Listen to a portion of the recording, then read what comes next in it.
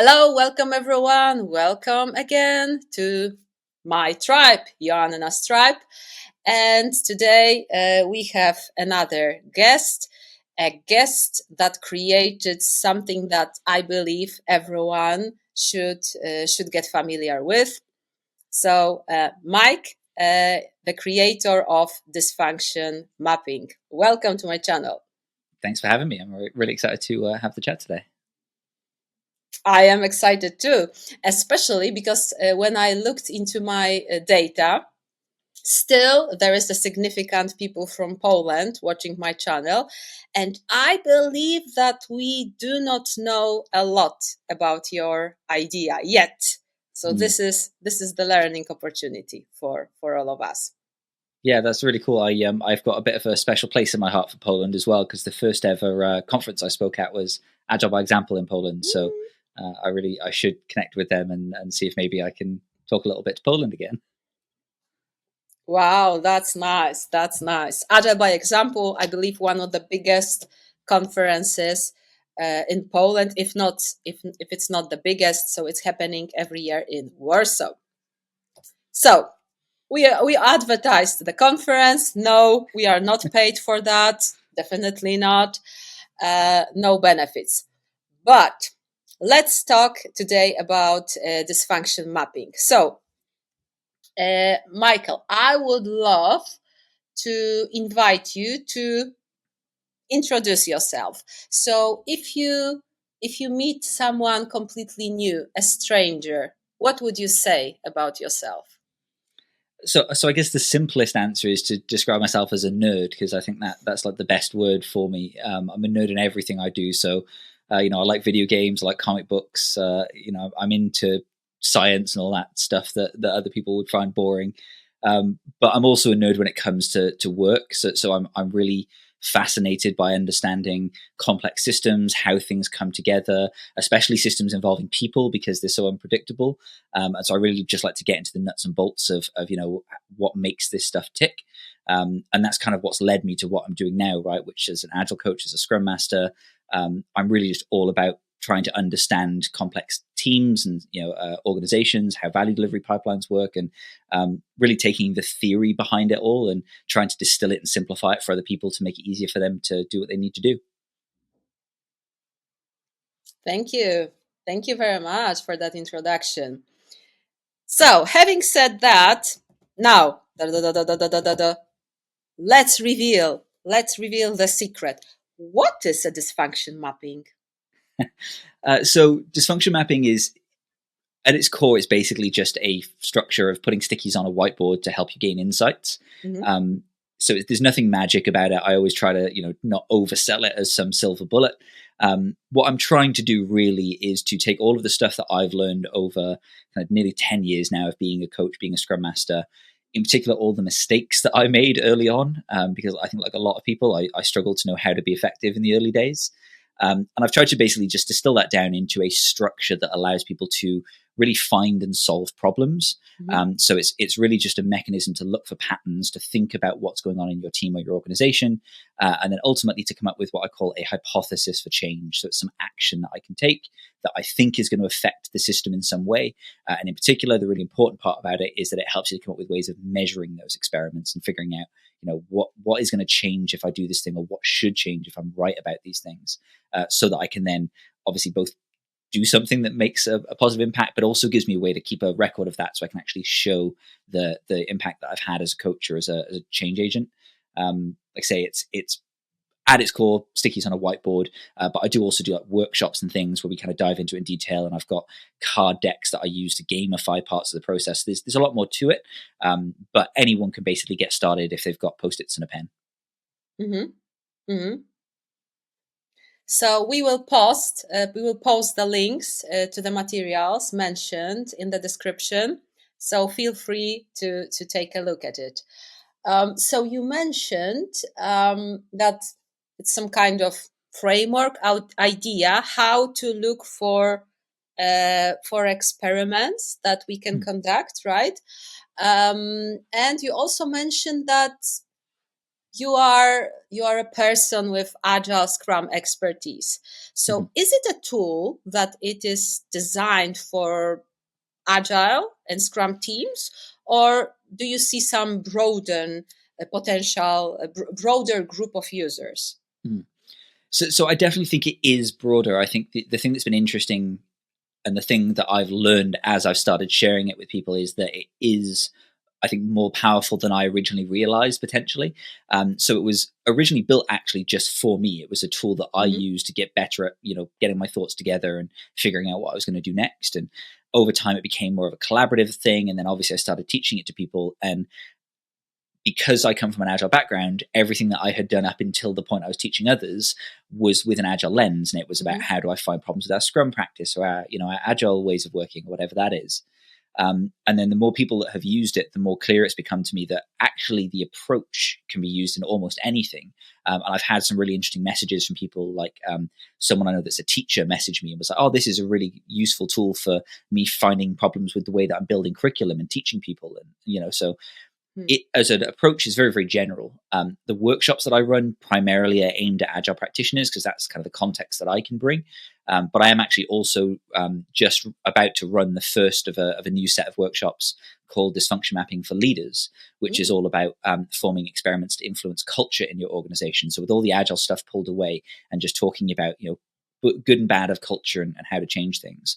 So yeah, it's really just a general approach, mostly built around agile practices, but agnostic to whatever problems you're trying to solve, really. Uh-huh. Uh-huh. So basically, we can remove the words Agile and Scrum, and we can take any complex environment, any complex problems, and Mm. try to apply your solution, right? Yeah, I think so. I think that complex word is the key part of it, right? So I think there are lots of places where you can probably just intuit what's going to happen when you do something, and you probably don't need to go through this level of kind of experimentation. But anywhere where it's uncertain, when you Mm-hmm. know thinks things could be connected, but it's really hard to figure it out without actually taking an action, or where you might make a misstep and change something for the worse, having a bit of a structure to say, right, here's what I'm trying to influence, and here's what I think is going to happen, I think can be really, really valuable. But even in the agile context, one of the things worth noting that I talk about a lot in the workshop is I use Scrum as my kind of prime example for all my experiments, because most of us in the agile world, we know Scrum. I think most of us agree that Scrum is a good way to structure team ways of working. Um, but actually, even in an agile context, I'm completely agnostic as to the approach that you use. The things that you bring in to run your experiments and to solve problems could come from any framework, or they could be things that you've made up yourself, or you may even just stick to principles and values and not even get into actual working practices. Because again, I'm not trying to give people the right answer to a problem. I'm just giving them a way to structure things together and say, hey, I think I can see this pattern. I wonder what will happen if I do this. Let's test that and see what the outcome is. Mm-hmm. Mm-hmm. So, can you name some examples, situations where you believe using dysfunction mapping might be valuable for a person or for a team? Yeah, absolutely. So I can give you a couple of examples from my personal experience as I kind of Mm-hmm. created it. So um, I'm sure a lot of us, if there are any Scrum Masters listening to this, have joined a team, and on their first day or first week, they've started looking around and trying to get a sense of what's going on, and they felt a little bit like everything's on fire, and it's like, oh wow, we're completely breaking every rule of Scrum. We're not doing all the things we should be doing. We're never delivering to customers. We're getting really poor feedback. Right? It just feels like there's a lot that needs Mm-hmm. your attention. And so one of the things dysfunction mapping helps you to do is to kind of talk to people, capture that stuff, bring it together, and start looking for patterns. And then in particular, what you might start seeing is, oh, there's this theme that's starting to form, right? So the team's complaining that they're always overworked and they never have time to work on personal development, let's say.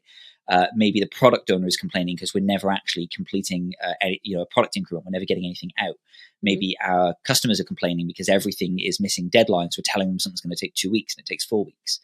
And I, as a Scrum Master, am saying, these things, they all feel a little bit related. It feels like maybe we're doing too much. Maybe we don't have enough focus.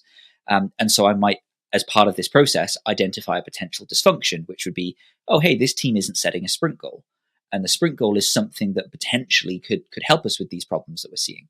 So let's run an experiment. Let's come up with a way that we can make a change in the team that not even necessarily creates sprint goals, but that helps us to move in the direction of cultivating focus and doing the things that a sprint goal is there to do. And then coming up with some measures so we can see, what actually has happened when we take that action. And so the whole point of that approach, right, is to come up with something that's really concrete, actionable, that you can build together with your team, so that one of those many fires that were going on around you, you can now be like, yep, cool, it feels like we've made a bit of progress on that thing. What's next? What's the next biggest pain point that we care about? And then just to add a bit of extra context there is, that's team level practice. You can do the same thing at team of teams or, organizational strategy level. All we're doing is just looking for those pain points and then coming up with ideas of how to affect them. Mm-hmm. Mm-hmm. So now I have a picture in my head. It's like an idea framework that helps you identify bottlenecks, and you take one bottleneck at a time. You try to conduct experiments, not necessarily boom, like big revolution, but actually in the evolutional evolution way, right? So we do some small steps, we incorporate measurements, we regularly inspect and adapt, and when we achieve valuable outcomes, so we extended this bottleneck, we can start looking for next dysfunction, next pain point, right? Pretty much, yeah. And the way that I always sort of describe it to people, the way I try and help people think about it is, you're never going to get to a binary point where it's like, well, this problem is solved or isn't solved. But if you're regularly reflecting, and in particular, regularly asking your team and your stakeholders that question of what problems do you currently care about, what you're going to find is that at first, this thing over here is the big problem we're all kind of agreeing on that we really need to solve. And then after a while, that problem starts to fade away and something else starts to become the big problem that we worry about. So maybe then we can shift to focus on that. So it's just about making sure that we're always anchoring to, what are the pain points that people actually care about, not just let's implement the entire Scrum framework in one go and hope that everything works out, right? Because I think we all know that often is a painful way to go. Yeah, definitely. Introducing Scrum in a big bang way can actually bring more problems than benefits, right? Exactly, yeah. And that's why, so one of the things that I focus on in the workshop is this step that's called purpose, which is making sure that we understand why the practice exists. And so particularly in the context of Scrum, it's things like, well, if we're going to try creating sprint goals, then what's the value of a sprint goal? If we're going to use a definition of done, why should we care? Maybe we're going to get a product owner. Well, what's a product owner for? It's about making sure that we're actually understanding why we're doing the thing before we do it, and not just, oh, it's because the Scrum guide says so. Great. My best dysfunction ever because Scrum Guide says so. Exactly. Okay, so now I would love to avoid sugarcoating, and I believe we both want. Let's talk about challenges. What kind of challenges one may face when trying to use dysfunction mapping? So there's a lot, to be honest, and one of the things that I try to be really transparent with people about is that if you go into this with the wrong mindset, so to speak, I don't like using that word, but hopefully people know what I mean. If you go into it with the wrong mindset, you're just going to make things worse, which is to say, if you think that you know all the answers and your job is to just direct people towards the things that you think are the right answers, that's going to create a lot of pain. And trust me, I know from experience because I have made that mistake.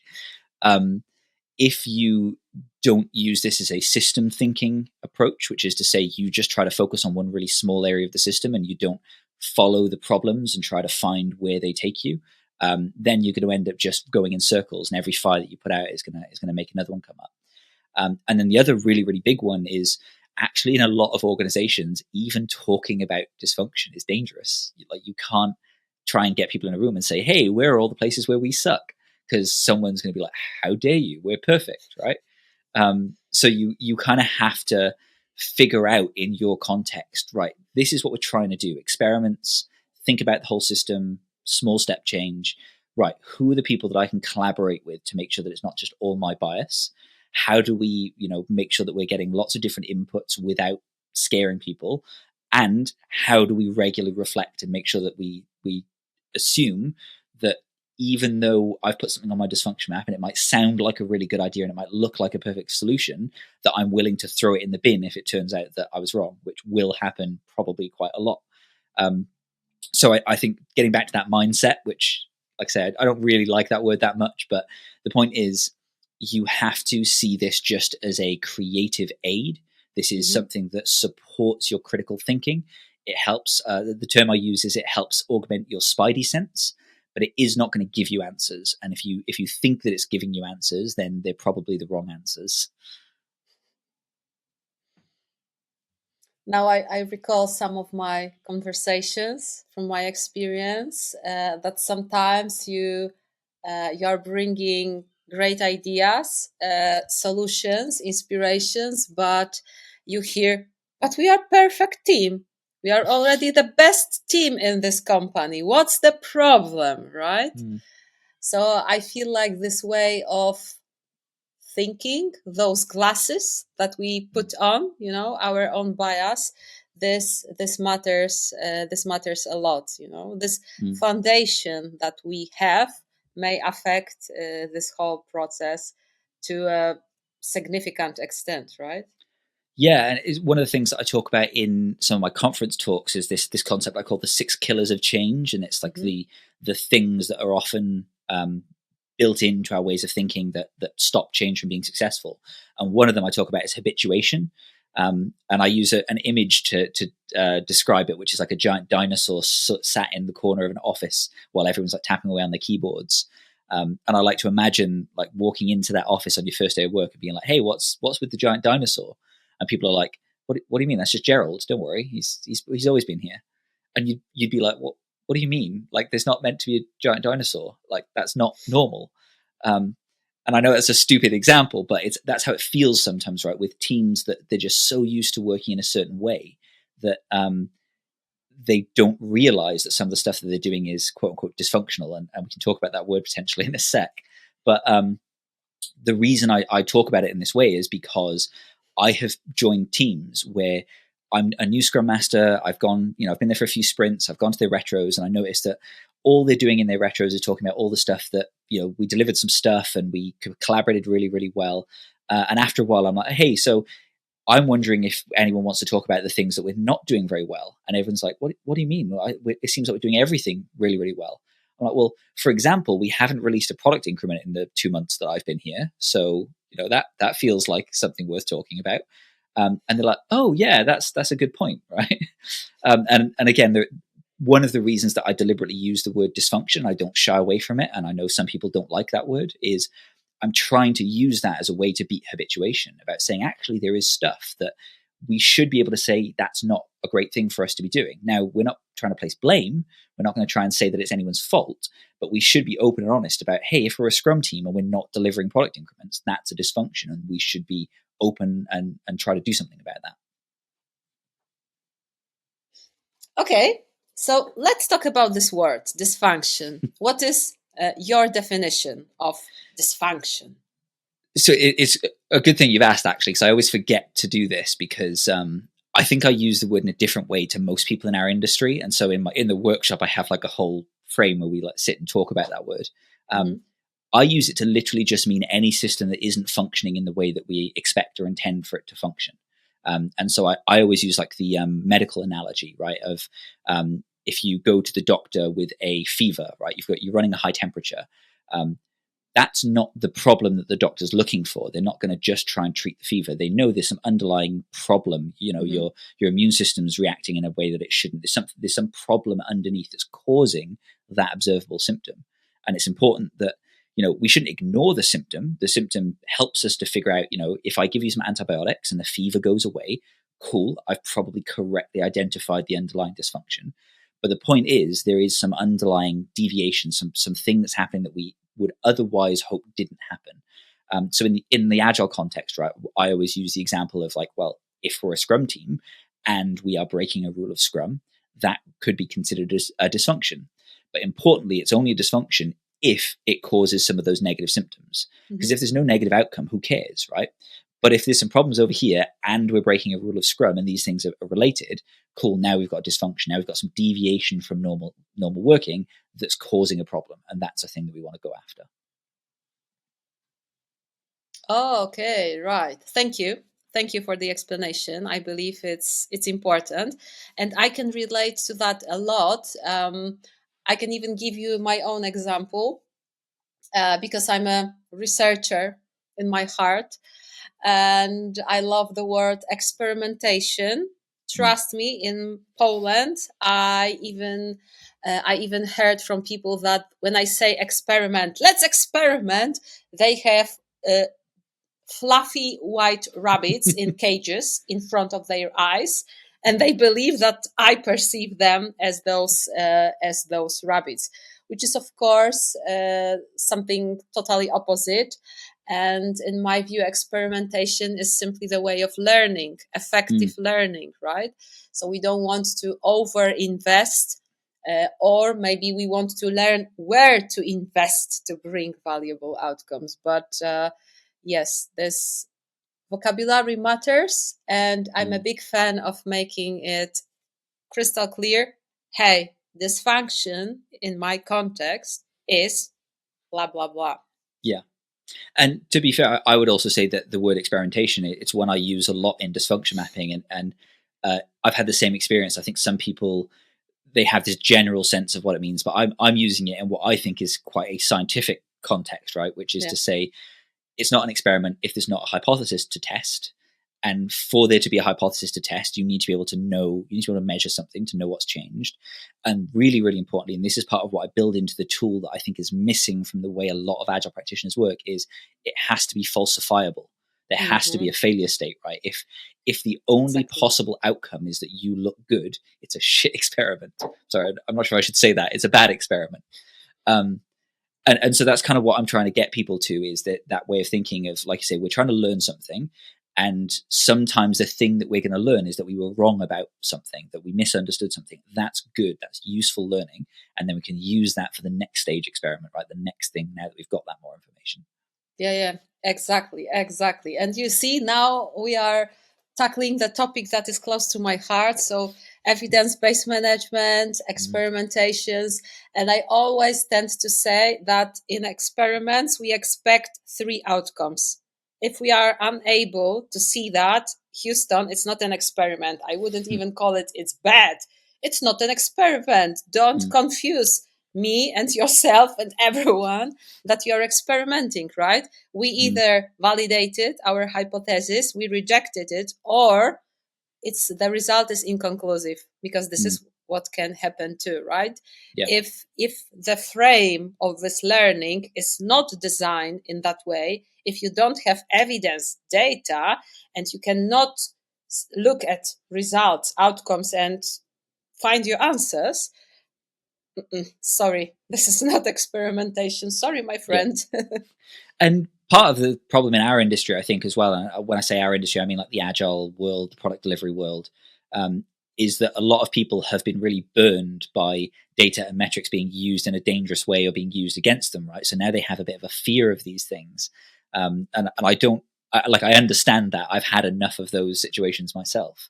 But it's one of the things that I talk about through the tool, is like how easy it can be to actually define measures and gather data. Often when I do it, it's just with a pen and paper. Like, you don't need really complex tools to gather data a lot of the time. And as long as you get into that mindset of the data or the metric or the measure is not just about trying to prove that I'm great at what I do. And, if it's green, then I'm great. And if it's red, I get fired. It's instead, if you start to look at it as, hey, these are the 5 things that I'm expecting to change. I'm going to take an action. If they all go in the same direction, cool, then we're probably moving in the right place. If they all go in the wrong direction, I need to readjust. And if they all go in different directions, I clearly have no idea what's going on, and I need to have another think about this. And that's what data should be for, right? Yeah, exactly.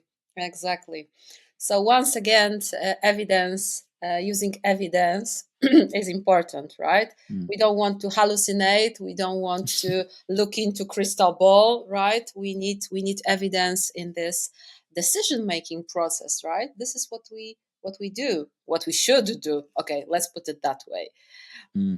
I have another question, because maybe now we were able to create curiosity in this room, virtual room. So if I'm a new person, completely new person to dysfunction mapping, where and how can I learn about it? Yeah, good question. Thank you. There's a few ways, right? So I try to do a couple of things. So one is I run training, to help people do this. And so I've got a 8-hour workshop that I run that, split over 2 half days usually, where we actually use, liberating structures. We get teams together, and then we build an actual dysfunction map and learn by doing, which can be a lot of fun. I'm not currently running a public practitioner course, but I do have a leadership course coming up soon.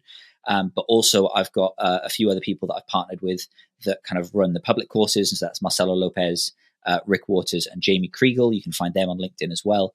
And they regularly run public classes if you want to join one of those. I can also come in and do it privately for your team or company if you want to do that kind of thing. That's all the paid stuff, and I have to make sure that's available.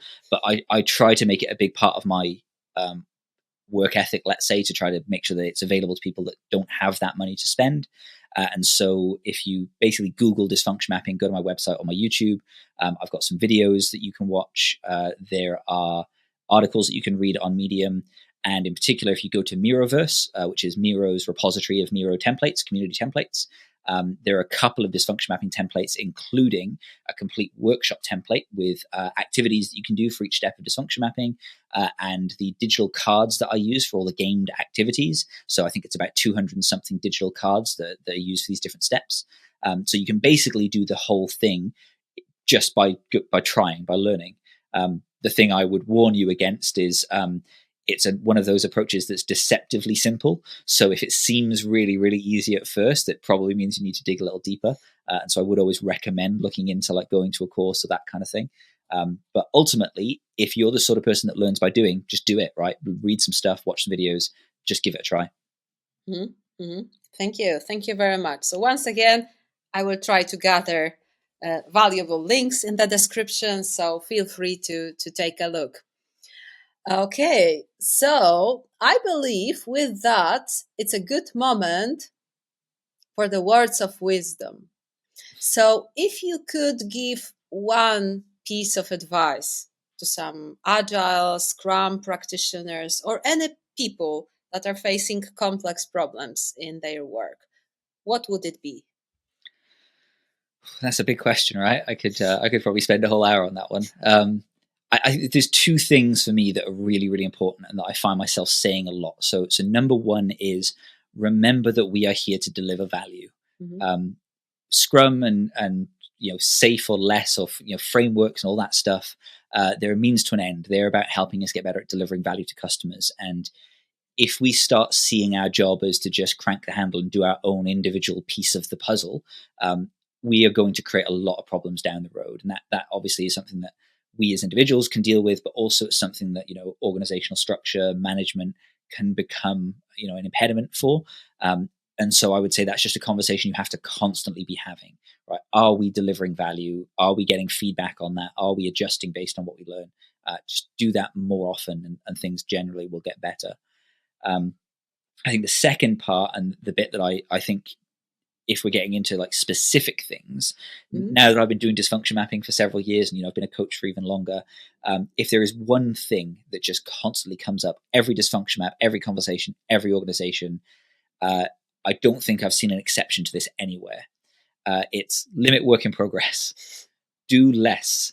And if you're a Scrum team, it might be set a single sprint goal and focus on it that way. If you're using Kanban, it might be actually use work in progress limits. If you're not using a framework at all, just ask, what is the most valuable thing for us to be working on? And remember that any time that you're working on anything other than the most valuable thing, that is waste. People don't like to hear it, they don't like to be told it, but that is just unavoidable fact. Anything less than the most valuable thing to be doing is waste. So if you can get better at just focusing on the right things and saying no to the other stuff, even if it means that you spend less time overall working, you will almost certainly find that more value gets delivered. And again, that goes back to that first point. That's what we're here for.